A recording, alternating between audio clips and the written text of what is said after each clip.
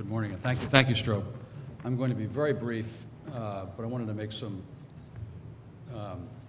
comments about the governor because I've had quite a bit of personal experience with him, and I want to particularly speak to the Brookings people because obviously those of you from South Carolina know Mark Sanford at least as well as I do.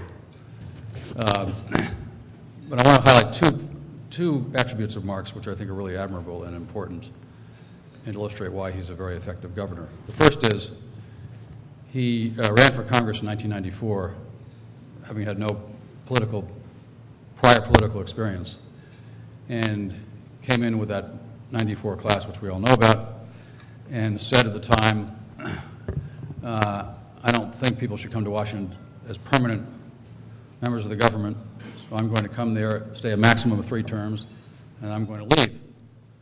And that's exactly what he did. Really sticking to his word and doing what he thought was important to do, and then he came back to South Carolina with no preordained plan as to what he was going to do next. And I know this because he and I sat together for a couple hours one morning in that interregnum as he was thinking through what he was going to do next, so I can genuinely tell you he came back here with no plan. And then he was, of course, elected governor in 2002 and again in 2006. And shortly after being elected governor the first time, he gave me a call one day and he said he wanted to talk about China. And you can imagine how that piqued my interest. And I get calls like that from time to time from chief executives or from other political figures.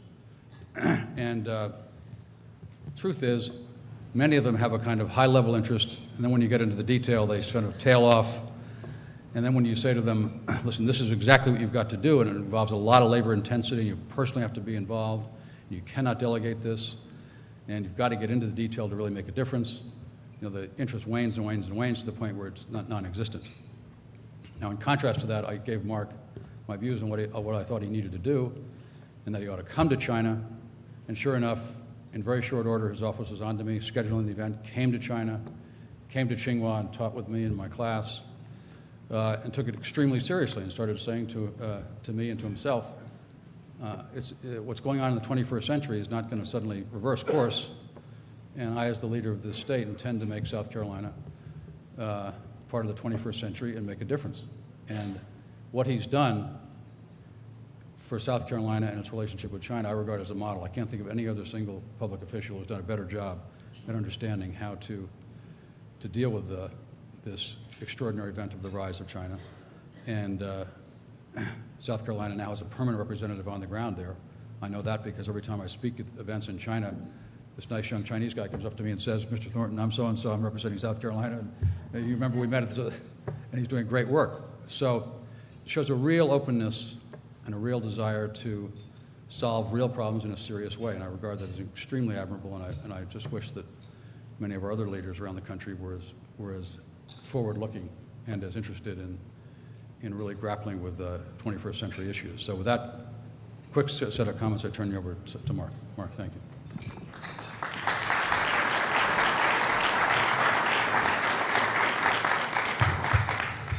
That was an incredibly kind introduction, probably an introduction longer than the talk will be. I'll be very, very brief. I think what John was really saying when he said no previous political experience, what he was really saying was I was totally clueless as I stepped into the political process, which indeed I was, and I'm still trying to figure it out.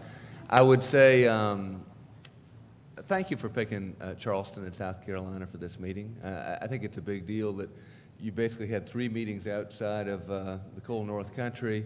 I guess one was Las Vegas, one was the UN, and here you are in Charleston, South Carolina. So I appreciate y'all coming down here for this important meeting and frankly for what you're talking about, because this notion of competitiveness that John is getting at is the it of it issues as you look at 08 and frankly on beyond. I don't think that there is a more important thing given the way that our world has changed.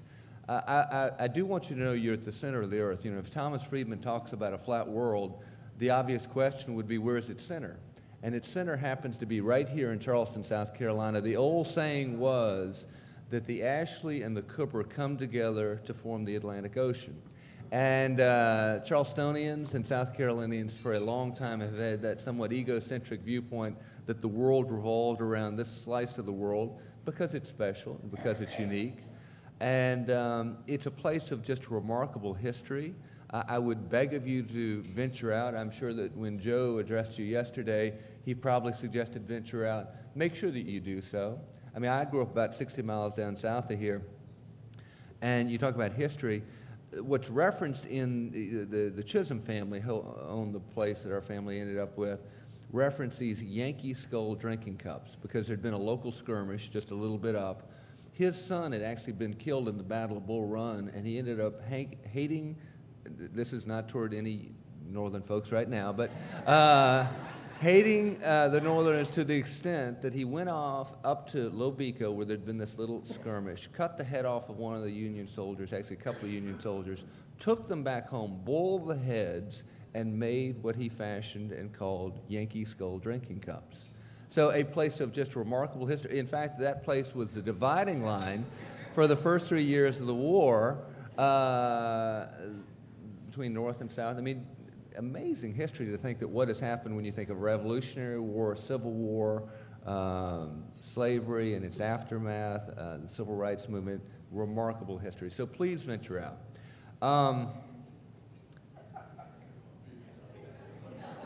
Does that work? John had painted this picture of Urbane. I wanted to go back to Neanderthal Southerner, so trying to give you a head fake here. Here's what I would like to talk about.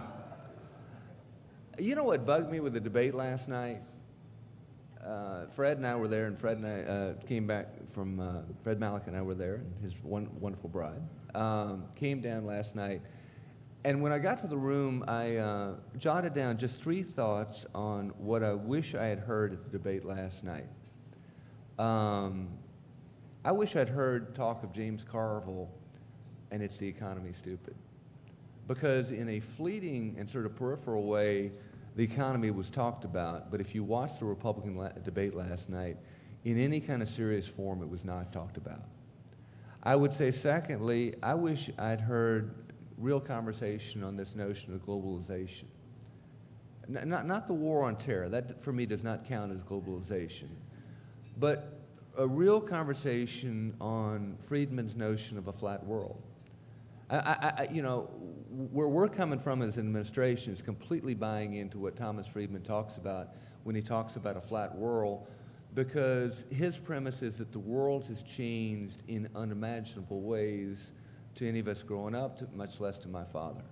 That for the first time in recorded history, a young kid in Charleston, South Carolina, is directly competing with a young kid in Shanghai and New Delhi and Dublin, literally work your way around the world. I mean, I think it is transformative when you think about internet and globalization, how it used to be that if you were born in Burma, from an economic standpoint, I mean, you could still love your wife, you could still love your kids, but from an economic standpoint, you were locked out. Unless you got a ticket out of that place, you were forever in second-class citizenry with regard to economic prospects. And it's Friedman's argument that, you know, because of globalization, because of the internet, now for the first time in recorded history, you can plug into the world. If you have a first-class intellect, you can plug in from some place that maybe is not first class in terms of its economic structure. There's a way, in essence, to export the value of your intellectual capital in ways that have never before been the case. And what's that do? It sets in motion an incredible competition for jobs, capital, and a way of life across the 6.5 billion people that make up planet Earth. And his latest thing is not just this big competition from here to China or wherever else, but the big competition is what he argues to be between you and your imagination.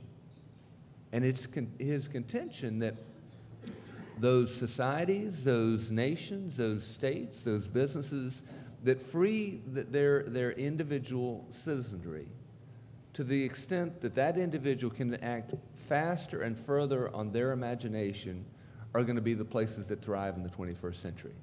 Because if you got 6.5 billion people around planet Earth, about the time that you come up with a good idea, and can I just say, Philip, it's really cool to be standing in front of you. I ran, track and cross country in high school and college, and I'd always heard about this, mythical legend of a guy who put a shoe on a waffle iron, and Anyway, so I just had to say that, and I apologize. But about the time he came up with that idea of putting the shoe on the waffle iron, inevitably in today's world, somebody would be putting a shoe on a waffle iron somewhere on the opposite side of the globe. And unless your society was ordered such that you could act relatively quickly on putting the shoe on the waffle iron, you're going to be out of luck. Because that other society is going to be able to act on that idea, which would put you in a real problem spot.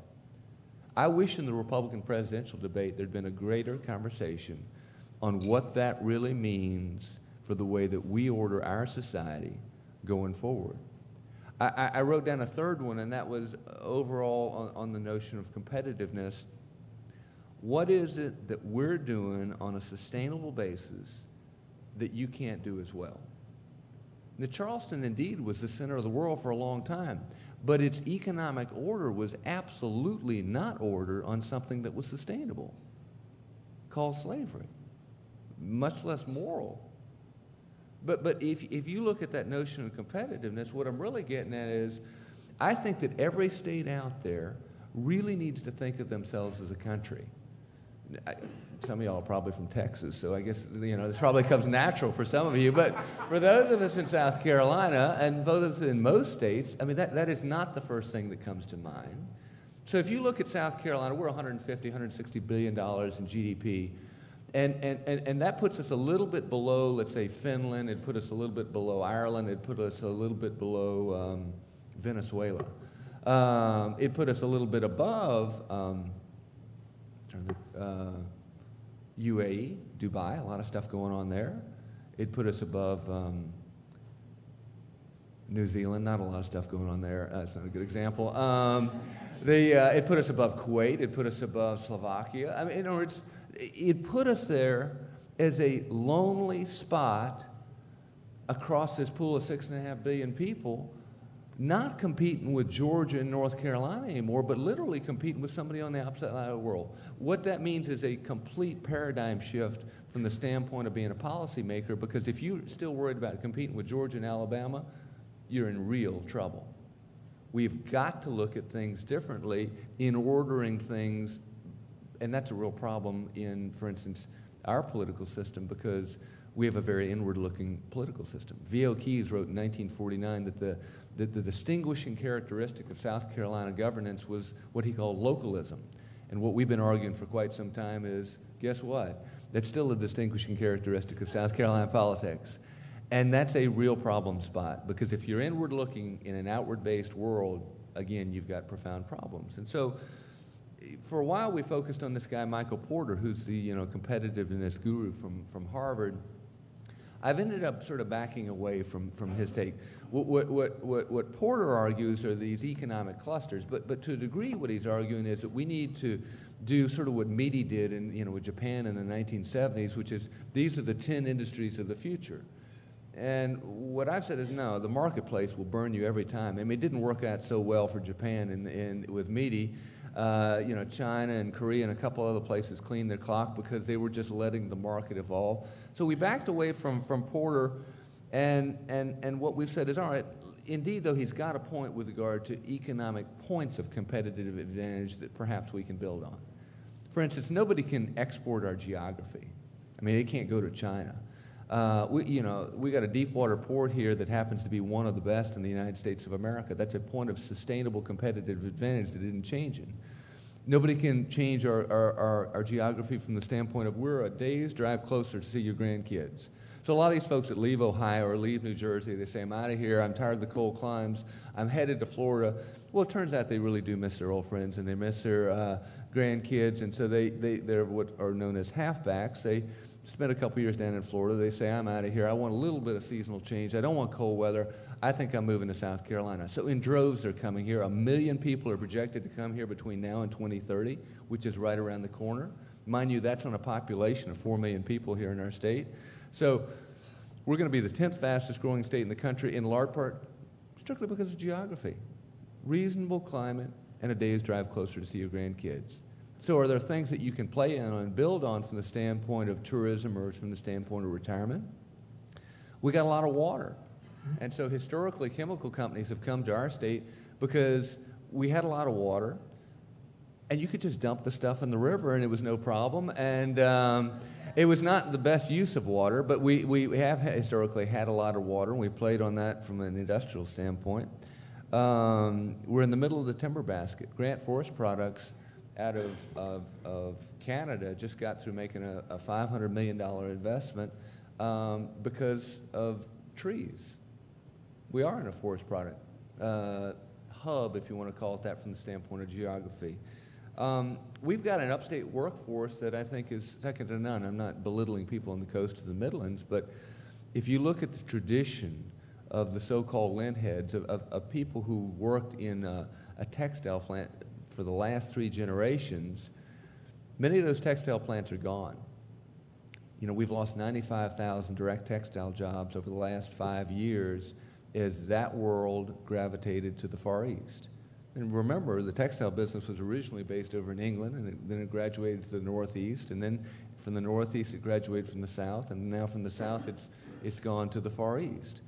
But that workforce is still in place. So you think about Houston and empty office buildings a while back, that turned out to be a point of competitive advantage. We think that that labor force is a competitive advantage. And going back to what John was alluding to with China, what we've said is not only is it a present-day point of competitive advantage, it's also a present-day point of competitive advantage when you think about international economy.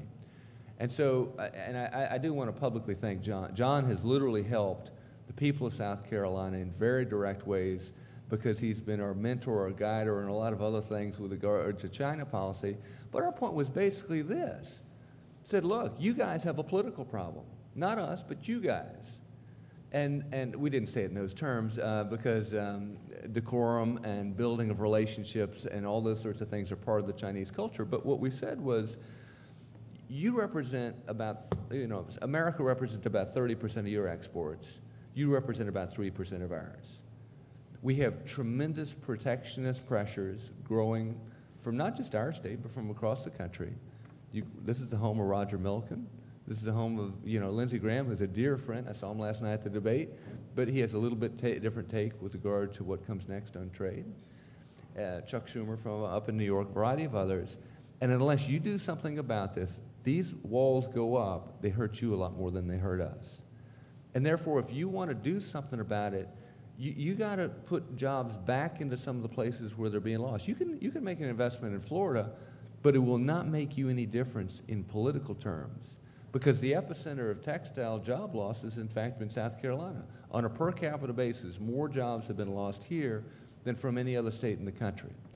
And so therefore, if you want to, in essence, begin the process of diffusing the bite in political terms that comes with that job loss, you need to look at investment in a place like ours. So in Camden, South Carolina, Hire, which is their equivalent of GE, has the largest, and it was actually the first manufacturing investment of its kind in little old Camden, South Carolina.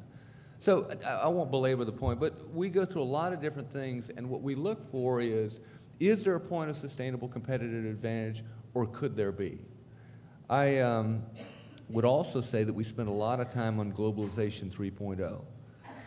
This whole notion that the giant competition of today is between you and your imagination, and how is it that you free individuals so that to the maximum extent possible, they can act more quickly on their imagination. So for us, that's meant a giant debate and conversation about a racist constitution that is the framework from which we operate in South Carolina. The real fault of our system is an 1895 Constitution. The 1895 Constitution was built around the fear that a black man would be elected governor of South Carolina in Reconstruction South Carolina. And so the traditional functions of executive branch were diffused into the wind such that even if a black man was elected governor in Reconstruction South Carolina, it wouldn't matter because he wouldn't have any responsibilities anyway. Now that is an insane paradigm from which to operate in the 21st century, but that's the basic structure. Now we had a guy named Carroll Campbell who began the process of putting the genie back in the bottle, but we've tried to go from there because he was never able to get constitutional officers. I won't bore you with all the attributes of how this system works, but it is very unusual, and I'll leave it at that. I mean, We have a budget and control board. Guess how many other states in the country have a budget control board that handle the administrative functions that are handled by the other 49 governors in this country? And since I said 49, it's probably a fairly easy guess. But we're the only state in the union. And so you go to some of these governors' conferences and you'll say, you're working on this. I go, really? What's it like? So it is a very unusual structure. And if you really believe in this notion, and what it's all code for is still the plantation model, wherein minorities can disproportionately influence or control majorities. And our belief is that democracy works. To the maximum extent possible, free individuals so that they can act on their imagination. And a good part of that lies in changing structure itself. I would say, secondly, spending really matters. Now, at this point, I'll sound like a right-wing Republican nut, but I'm really not. Now, I want you to connect the dots here. If you really buy into Friedman's argument, with your political persuasions from the left or the right, you would say that one of the things that you've got to do as a society is maximizing change, because the rate of change in the world around us is fast and speeding. So if you really believe that, and you want to increase the odds of change or the rate of change in your state, wouldn't you want to maximize the sector of your economy that's in the private sector? Not because of a philosophical, bias of, oh, I just hate government. I'm accused of being a libertarian, and I do love liberty, but not because you're against government, but because you want to speed the rate of change. Think about how fast an idea changes in governmental circles. You take it to subcommittee, full floor vote in the House, subcommittee, full floor vote in the Senate, then over to conference, then to the executive branch office, then back. It is a slow process. And so you'll talk to somebody and they say, I've been working on this idea for 3 years now, and I'm pretty sure we can get it done in the 4th year. And nobody cracks a smile, because everybody knows that is the rate of change in governmental circles. So you take that dollar, goes through subcommittee, full committee, whatnot. Take instead that dollar, put it in the private sector, and if you run in a local hardware store and you're selling hammers, and hammers aren't selling so well in January, you can decide as a small business person today to quit selling hammers. You can say, we're going to wholesale the rest of these. Let's end the advertising campaign. This just isn't working. So we've actually pushed real hard to limit spending, because we think it's all about speeding the rate of change, particularly in South Carolina. We're 137% the U.S. average in the cost of our government, because one of the things that goes with legislative dominance is a duplicative system. If you go through your budget process and one for you, one for you, one for you, one for you, based on districts, that's a very different look than an executive branch looking statewide at the different needs of the state. So spending's been a big one for us. Soil conditions, I won't bore you with our laundry list, but there are a lot of things specific to South Carolina that we're working on. And I think the last one that might interest you in terms of where we're coming from would be on quality of life. I saw Vince Graham over here. I saw there's Dana Beach over there. Oddly enough, you have this right-wing zealot libertarian governor who, of all things, is very much hooked up and a big fan of what these guys are trying to do in the environment. And the reason is, I believe in what Richard Florida writes, not all of what Richard Florida writes, believe me, but a lot of what Richard Florida writes with regard to the creative class. And his premise is, if you're a smart person, you got a lot of choices. And that smart people can live in Sydney, Australia, they can live in London, they can live in Charleston, but they do have choices. And if you want to keep or retain your so-called creative class, you got to have an inviting place in which to live. And so our point has been one of the points of competitive advantage, one of the things that brought me back from New York, one of the things that attracts so many people or keeps so many people here is the different kind of lifestyle or the quality of life that goes with the coast of the Midlands of the upstate of South Carolina. And so we're right now advocating a $50 million bump up in the Conservation Bank for South Carolina, because we think it is in fact an economic issue. That if you just let things evolve, we won't be that much longer before we will look not that much different than South Florida or Newark, New Jersey, and in doing that, we will have lost a big point of competitive advantage, because at the end of the day, there'll be a bigger airport in Miami and there'll be a bigger airport at Newark, but the thing that we did have competitive advantage on, we would have lost. So I think that, in fact, from a Republican or a Libertarian or a right-wing standpoint, Teddy Roosevelt's notion of conservation and a land ethos is important to keeping or retaining the creative people that Richard Florida talks about in his book, The Creative Class. That'd be a quick primer as to where we're coming from. I'd open it up for any questions, pearls of wisdom from y'all's end, and again, really appreciate y'all coming to South Carolina and to Charleston in specific. Thanks so much. Appreciate it.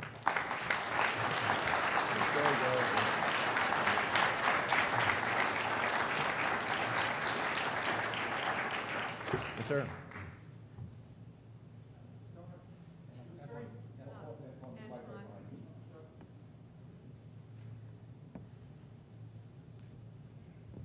It was extremely refreshing, Mr. Governor, to hear you talk and to hear your mayor here in Charleston talk yesterday. And it was so remarkably different from what we heard last night, when I had the feeling that most of them were running for Vice President Ronald Reagan, and were still very much had fallen asleep in the 20th century. How, and you have clearly dealt and thought about this issue, how do we get presidential candidates in both parties to focus on this issue of competitiveness that you so clearly focused on?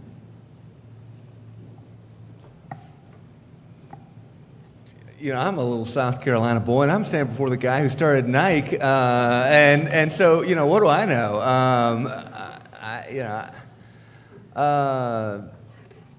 Former head of Goldman Sachs, we'd start going down the room, so I'm probably not the best guy to ask. I would say that the currency of politics is, at the end of the day, votes. The competition for next Saturday, at the end of the day, all day, at the end of the day, will be about votes. That is the capital that's traded in the political circle. And so I would say you have to show them how it is real. And the problem with competitiveness issues is generally they're one step removed. And so you'll have this simplistic conversation toward or against a tax cut or toward against sort of the first level, but really competitiveness is about going to the second level. So I'd say, one, you got to connect it back up to the fact that this is, at the end of the day, all about what's on voters' minds, what people are thinking, because I can promise you there is, I think, growing economic uncertainty. You know, from my standpoint, you know, you had this whole argument about outsourcing and, you know, plants leaving, going to China, Mexico, wherever else. The immigration is just the flip side of the same coin. But because, you know, what people were worried about with outsourcing was they're going to take my plant away and it's going to go to China. With immigration, what they're worried about is, well, they're not going to take the plant away, but somebody's going to come from somewhere else to take my job, and I lose my job just the same. That a lot more issues, going back to what James Carville talked about, are fundamentally economic in nature, and that it is the pocketbook issues that really capture people's attention. So I would tie it back to the level of economic unease that's felt generally with a lot of folks out there, particularly as you go from mid-range and down within economic circles. And two, you got to put it in the currency that people in politics understand, which is votes or political perception. Yes, sir. We have time for one more question. Sure. If someone would like to ask one. You know, like Antoine, you know, it's refreshing to hear a governor talk about globalization and some of the forces that are sweeping the world that, you know, you hear nothing about in the national debate. But a lot of the items that you talked about were static elements. And in fact, you were talking about rate of change being the key element. So I'd be very interested to understand what you've done here in the state of South Carolina to deal with education and some of the things that we need to be globally competitive in the future. I would say, you know, when we came in office for the first time in 5 years, we fully funded the base student cost. I won't get into the mechanics of how we fund education in South Carolina, but that was a pretty big accomplishment from a guy that comes from the right when I had a Democratic predecessor. I would say we've had a big debate on choice. Some people love it, some people hate it. I would say as a consequence of that debate, though, some things, even if you're not a fan of choice, have happened that are positive and accrue to the benefit of public education. We were able to get through a charter school bill that is all about customization of the product, if you really want to call it that never would have happened without the larger debate on choice. We were able to get through a virtual school bill that is all about, linking some poor kid out in Hampton County with, folks in Columbia or some of our bigger population centers that could maybe draw down more in the way of intellectual talent. So I'd say we've tried A, to fully fund, but then to B, look for innovation within education. I think the point is not simply a question of dollars, because in some of these counties we're spending $12,000, $13,000 a student. Well, you're getting on up there to being very competitive with where a bunch of other places are. The question then is, how do you spend that money? Because at the end of the day, we'll never be able to outspend Connecticut. You look at the per capita wealth of Connecticut, you can't get there from here if you're in South Carolina and coming from our tax base. You have got to look for more innovative ways of spending the money. I'd say the same is true in higher ed. What happens with higher ed is they become fiefdoms unto themselves. And so we've had something of a food fight with some of the bigger institutions pointing out that we have got to see more in the way of collaboration. It can't be just what's best for Clemson or just what's best for USC. We've got to look collaboratively at our system. But what happens within higher ed circles is the Alumni Association wants to watch out just for that one institution. You end up with a lot of real duplication in terms of either physical plant or curriculum that then prevents us from offering more in the way of higher ed. So we've had fairly robust debates on both those fronts and a number of other things, but I'll call it quits and say it's a pleasure to be with you. Thanks so much.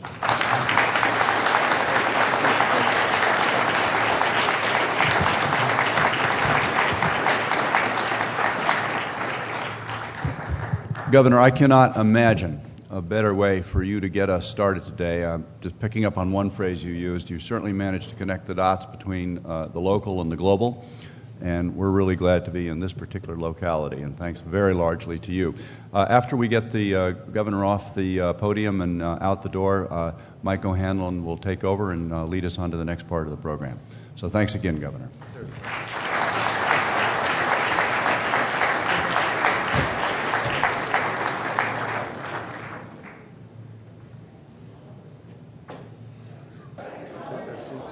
Please take your seats. I'm sorry we're giving you no decent chance for coffee this morning, but believe me, you're not going to care when you start to hear from our panelists, Ken Duberstein and Tom Donilon. I'm Mike O'Hanlon at Brookings. Ken Duberstein and Tom Donilon are two Brookings trustees. They are also the founding members of our advisory council for the Opportunity 08 project. As I think you know, Ken Duberstein was Ronald Reagan's chief of staff. Tom Donilon was Warren Christopher's chief of staff. They've both been involved in American politics and policy debates for many years, and I think what you'll realize in listening to them is their expertise really is in both areas. It's the blending of politics and policy that we try to do with this project, and that I think you'll hear this morning from them. Those of you who know Ken and Tom, or might have been lucky enough to hear them last night with me or some other occasion, may wonder why they even need a moderator. The answer is they don't. It's a full employment program for Brookings Senior Fellows, and I'm delighted to have the chance to be part of that. I'm just going to fire off a few early questions on sort of the obvious big issues and big matters in American politics, and then we'll look forward to some of your questions in a few minutes. And so without further ado, if I could, and with, again, the same thanks to everyone here in Charleston that we've heard from my colleagues already today, and with appreciation for the governor, let me start by asking about last night. And we heard the governor's frustration with the debate in terms of the attention on economics. Let me keep that question on the table, and also simply ask Ken Duberstein, how did it go? Who won? How does this set up the next step in the process? Thanks, Mike, and it's great to be in Charleston. The clear winner in last night's debate was Ronald Reagan.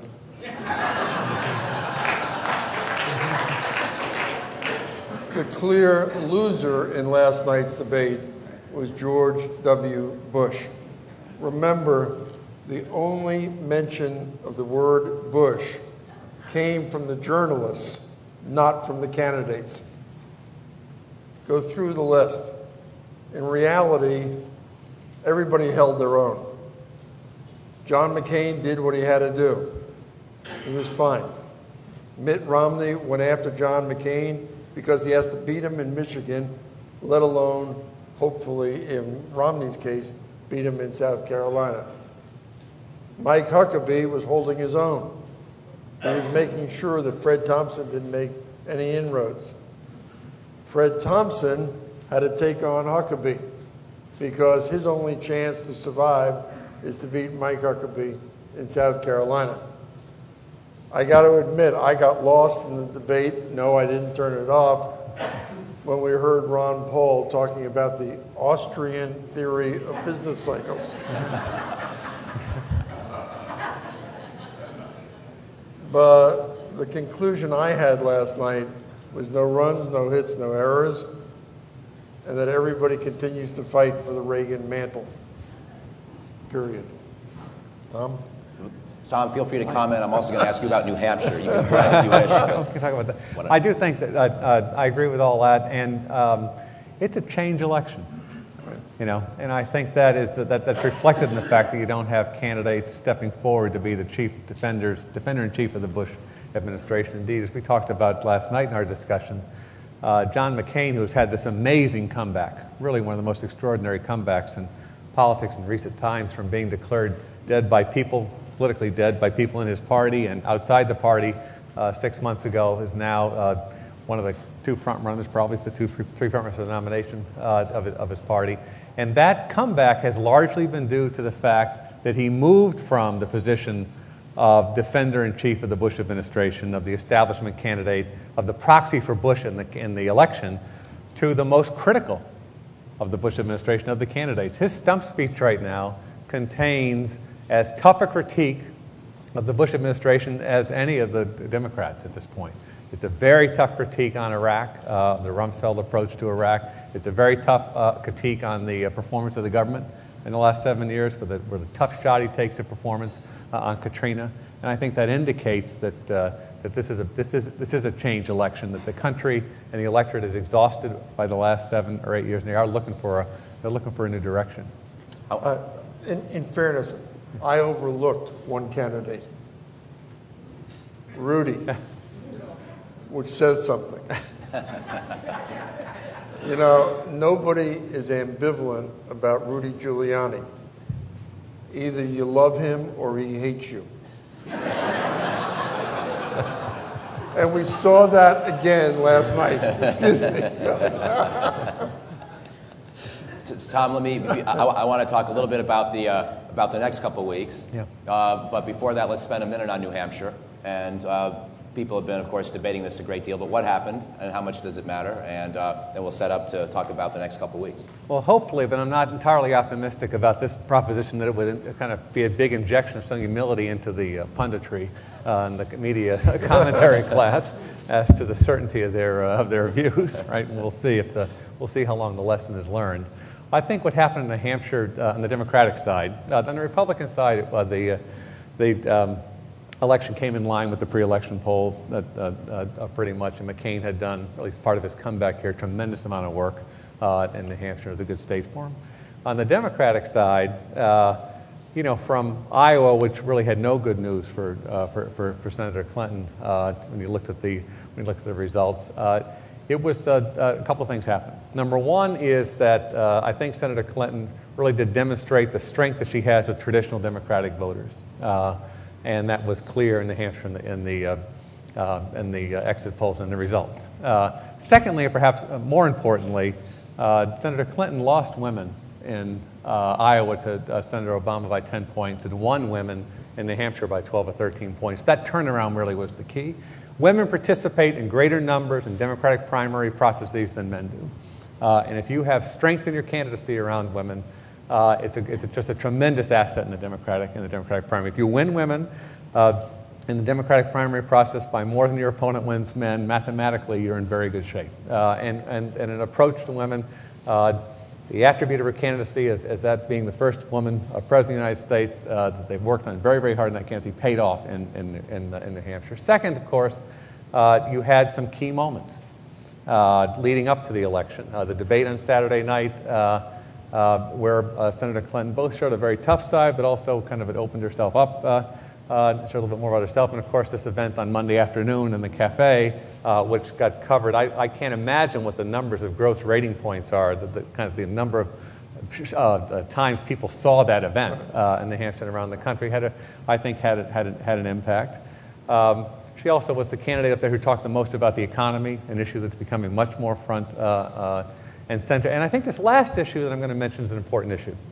And that is that the Obama campaign came into New Hampshire obviously on a big high with a tremendous amount of momentum. And there is a sense in New Hampshire that when you're told, this is the candidate, this is going to be the end, right, just do the coronation, there's a resistance in New England to this, to say, well, maybe we should take a closer look here and keep this process going. I think all those things combined to bring about Senator Clinton's victory, which was only by about 6,000 votes in New Hampshire. So, you have multiple factors feeding into producing a 6,000 vote victory. I think those are the key factors. And last, Senator Clinton campaigned in a different way in New Hampshire than she had in Iowa. Really campaigned as more of an underdog.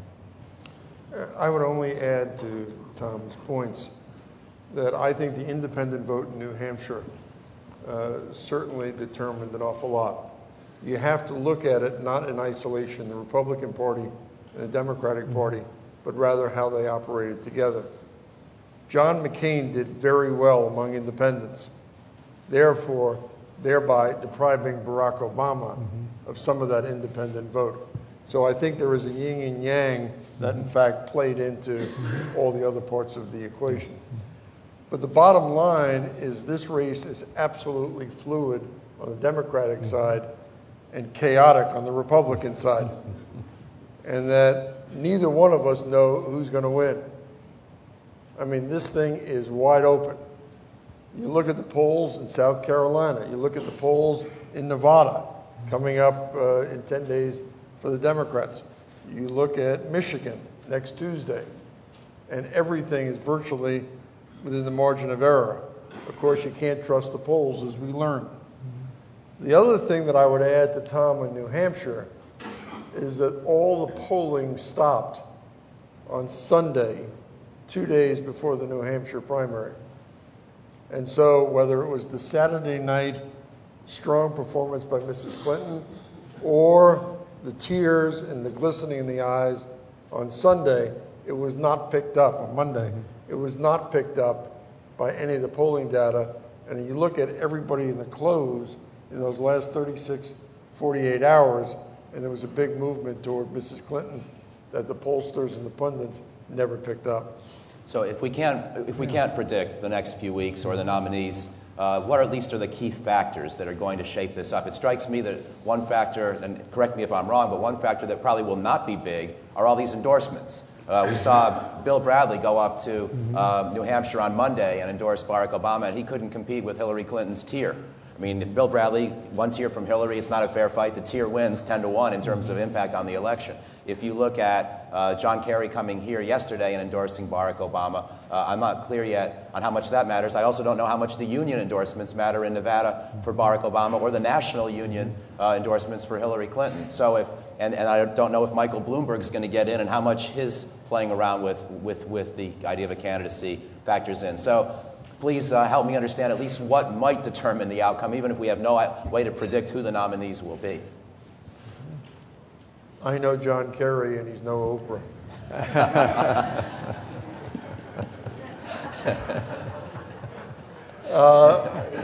When I first heard coming to Charleston that John Kerry was going to endorse Barack Obama, I thought this came out of the game plan of Bill Clinton. And I don't think it will have much impact, if any. Bill Bradley thing, the same thing, as far as Obama is concerned. I do think the union vote in Nevada is a big deal.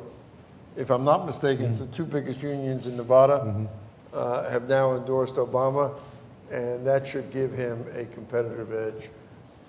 But I don't think endorsements are all that much, are not as important as they're cracked up to be.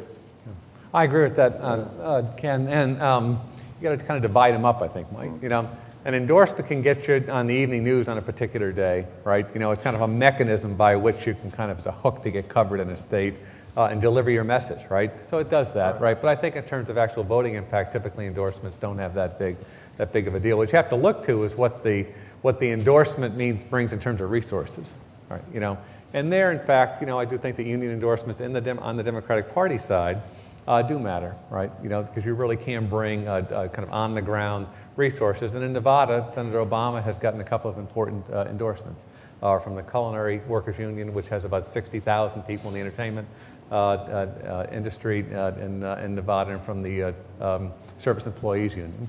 And in a caucus, that can have that. I think that's an advantage. The other thing that endorsements can do, they can be organizing tools. You know, the way that the Obama campaign, for example, used the Oprah Winfrey endorsement was they got a tremendous amount of publicity, but most importantly, it was a place for them to actually gather their supporters, get their name, get their telephone number, get their email, right? You know, as a way to kind of follow up on that, which I think is a big deal. Governor Richardson dropped out of the race yesterday.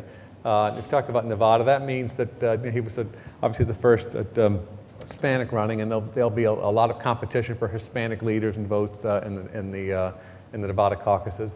But generally, I think that endorsements have a pretty limited value, except for the resources they bring and the organizational opportunity they provide. I would just throw in that when we were in Nevada in November, everybody that I talked to assured me that Mrs. Clinton was going to win those caucuses. Yeah. That was less than 2 months ago. Yeah. And so if you talk about politics not being static, it is absolutely dynamic. And we have so many lives yet to go in this political cycle. It doesn't happen this way. And things will start moving. And Richardson pulling out may in fact open up the Hispanic vote for Mrs. Clinton. Obama with the culinary workers, if they're not divided, if they're united, certainly gives him an upper hand. But less than 2 months ago, everybody assured us that Mrs. Clinton would win the caucus. And she has a strong organization right. In Nevada, and now, of course, competing against these other organizations brought to bear on behalf of Senator Obama. One endorsement that is hanging out there that would get a lot of attention, I don't expect that it would happen, would be an endorsement by former Vice President Gore in the middle of this process. I haven't seen any signs that he's about to get involved in that, but that would obviously be big news. And if you looked at the New York Times this morning, there is a rumor that Congressman Jim Clyburn of South Carolina is very upset with the Clintons right now because of comments that Mrs. Clinton made. That, in fact, could have, I would think, a big play on the South Carolina electorate, but that's yet to be determined. Let's go to questions. We've got about 10 more minutes before Ken and Tom have to catch their airplane. Now, we may have more than 10 minutes if the skull cups they've been promised by the governor take a few more minutes to prepare. But in I'm out of here. But in any event, we look forward very much to your comments and questions. And please have at these two gentlemen. I promise you they can take it. Fred Malloch.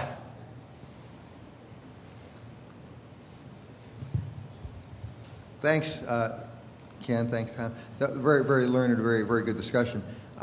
If I might, though, I think you missed a couple of things on Hillary Clinton's victory. I think older Americans turning out was a big deal, and I think the experience vacuum that people are beginning to see in Obama. Look, let's face it. This is one of the most powerful orators we've seen in our generation. He is good. He can really light up a crowd. But he really doesn't have the experience. I think people are starting to buy into that. I think the biggest thing, and I'd like you to comment on this, the biggest thing I've seen, however, in the media and in the electorate as a whole that they're missing is the impact of the momentum of sequential elections. What impact did Iowa have on New Hampshire? What impact does New Hampshire have on Michigan and South Carolina? For example, before New Hampshire, McCain was running 10 and 12 points behind Huckabee. The two polls that were taken on the 9th, the day after, show McCain up by 3 and McCain up by 5 over Huckabee. You have Michigan before South Carolina. What's going to happen in Michigan? In Michigan, you have, again, 40% of the voters are independents. They're probably not going to vote in the Democratic primary because, why? Because it doesn't count, and they're not campaigning there. They're kind of boycotting it in a way. So most of those come into the Republicans. Does that go for McCain? And if so, does that give him the upper hand in South Carolina? But I think it's this momentum of sequential primaries that's being missed by most people in the media, and it's probably the most powerful thing I've seen. I wonder if you'd comment on that.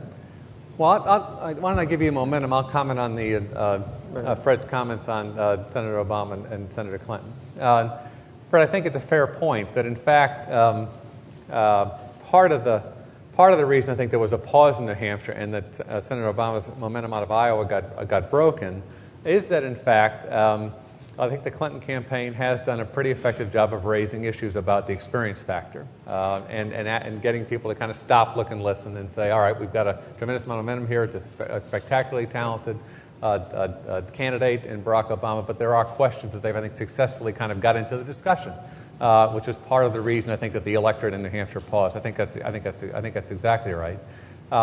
Senator Clinton does do better with older voters, but I think most importantly does better with more traditional Democratic voters, older voters, but also kind of, as you go on an economic scale, voters who traditionally vote Democratic, and that'll be a strength of hers going forward.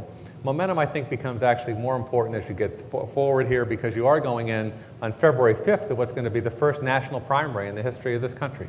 22 states are going to vote on February 5th, very large states. And before we get to momentum, I will kind of add one thing, and I think the story there will be delegates. I think you'll see candidates start to talk about who has the lead on delegates, who's closer to getting to the 50% of the delegates that you need to become nominated as you come out of February 5th. So I think as you get to that, I think that'll be a lot of the discussion. But I think it is fair to say the Clinton campaign has worked fairly hard to start to put out into the ecosystem, into the bloodstream, questions about the Obama experience factor. I think momentum has an awful lot to do with things in this election cycle. Fred, you remember the big mo of George Herbert Walker Bush. And how'd that go? In 88, it went fine. In 92, not so good. Remember, before Iowa, Mrs. Clinton was winning in double digits in New Hampshire. So he brought down the expectations game to a very small number. Yes, he took off and all the polls were wrong, but he closed the gap tremendously. I think if John McCain wins Michigan, Mitt Romney is in deep, deep doo-doo, as George Herbert Walker Bush would say. I think that certainly helps John McCain in South Carolina, if in fact you're trying to connect the dots. I think Rudy is in trouble unless he wins Florida. But if McCain wins Michigan and then South Carolina, having won New Hampshire, he is the clear front runner in the Republican Party. And coming back to your original comment, experience counts. And when it comes to foreign policy, national security, there is nobody, I don't think, on either side of the aisle in this race who can compare, as far as experience, with John McCain. That's his upper hand. On the Democratic side, a friend of mine suggested that the Democratic battle was, to paraphrase George Bernard Shaw's famous line, some people see things as they are and say, why, Mrs. Clinton? And other people dream things that never were and say, why not? And that's Obama. That's what's going on, in my words, or George Bernard Shaw's words, inside the Democratic Party right now.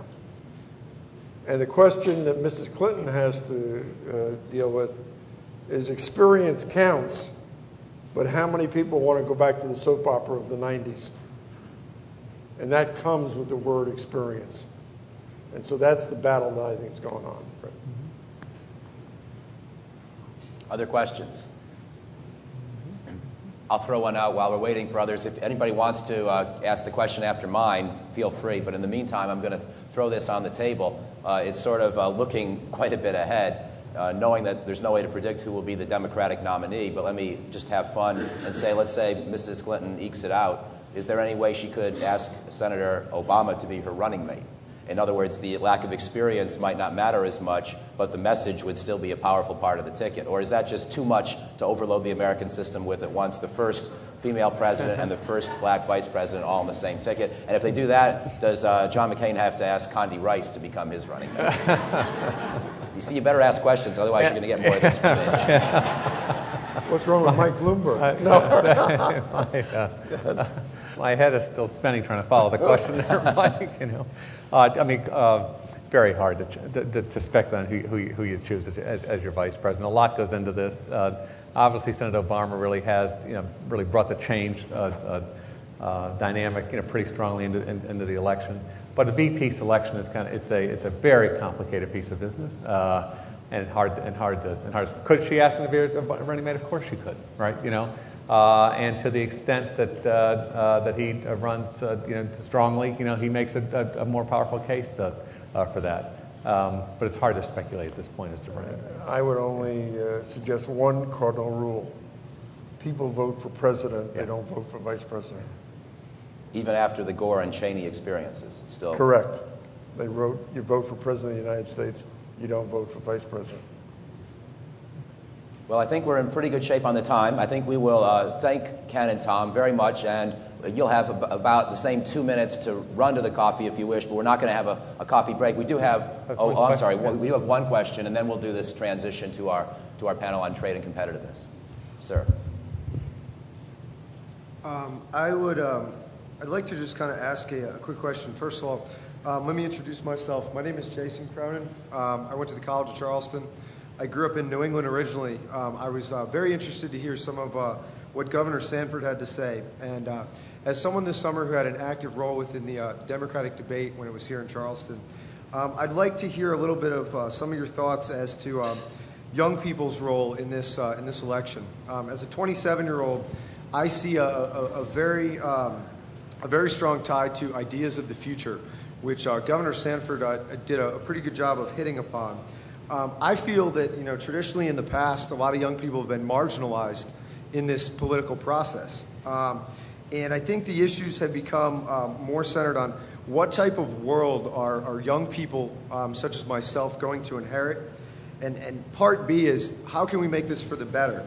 I think that, a candidate like Barack Obama, who had a tremendous turnout yesterday on the College of Charleston campus, really fostered an idea of coming full circle. A few moments ago, you mentioned, Senator Clinton kind of getting out of the soap opera of the 90s. How do we continue to change this old guard political process and address some of these issues, such as the environment, healthcare, and Social Security? Because I'm 27 years old, and I feel that this is going to be a very difficult world that a lot of us are going to inherit.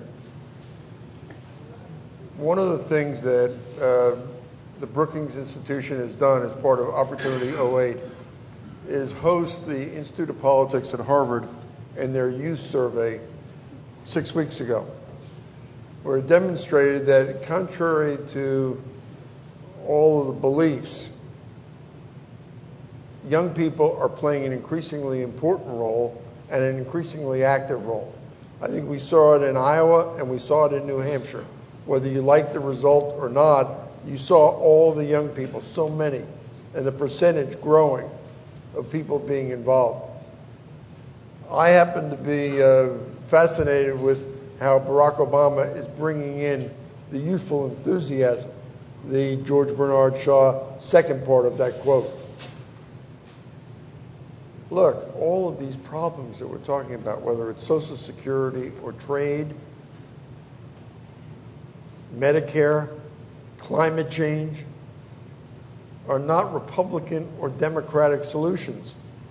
We've got to figure out ways to go across the aisle. Who are the candidates for president who are talking about nonpartisanship or bipartisanship, are putting together coalitions rather than going through the poisonous politics of the last 10 or 12 years where we've only talked about governing on this side of the aisle or governing on that side of the aisle. One of my complaints about the campaign is that it's about the campaign. It should be about who can govern and what's a governing philosophy and a governing strategy. That's what I want to hear more about, whether it's a debate that are upcoming or as we get into a general election shootout. That's where you get the young people energized. That's where you can make a difference as far as your future, so that Social Security is around and viable. Or if not, something else. How do we address climate change? You know, one of the things that I found fascinating is that not all the Republicans think climate change is an issue, but some of them do. It is interesting, if I am not mistaken, Mike Huckabee and John McCain both talking about climate change. Those are the two candidates in the Republican Party who are not defending the president right now. They are the change agents inside the Republican Party. Romney, Giuliani, and Fred Thompson all see themselves as the defenders of the Bush record. Let's get past that. Let's start figuring out how to govern. You know, there's been tremendous increase in just in the first couple of contests in participation, which is a healthy sign, and it really does indicate high interest in the election to date. There's been a greater increase in participation on the Democratic side than on the Republican side, which I think indicates kind of this change dynamic that we've been talking about. Number one. Number two, to get elected president of the United States in 2008, you're going to have to talk about the future, not the past. Right. This is, if I were advising a candidate today, this would be a constant critique of everything he or she said every day. How much is it about the future, all right, as opposed to a debate about the past? It's absolutely critical. And third, I think as Ken was alluding to, given the hyper-partisanship of the last 7 or 8, 10 years in the United States, I really do think there is kind of a consensus approach developing around a number of key issues, including health care and climate. Thank you, Ken and Tom. Thank you.